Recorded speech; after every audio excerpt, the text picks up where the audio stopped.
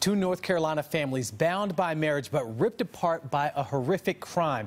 In a Colorado courtroom today, Chris Watts, once a seemingly devoted father and husband, sat in stone-faced silence as a judge sentenced him for the deaths of his wife and children. The district attorney took the death penalty off the table in exchange for Watts' full confession to those murders. But today that confession gave way to other voices with plenty to say to the man they call a monster.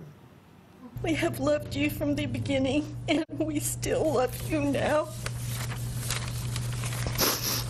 In a plea deal that took the death penalty off the table, Watts confessed to the murders of his family and told investigators where they could find the bodies. This is perhaps the most inhumane and vicious crime that I have handled out of the thousands of cases that I have seen. 4 lives were lost at the hands of the defendant on August 13th for reasons that we will never fully understand. Shanann's family asked the prosecutor not to seek the death penalty for Watts, instead wanting him to spend the rest of his life in prison. I didn't want death for you because that's not my right.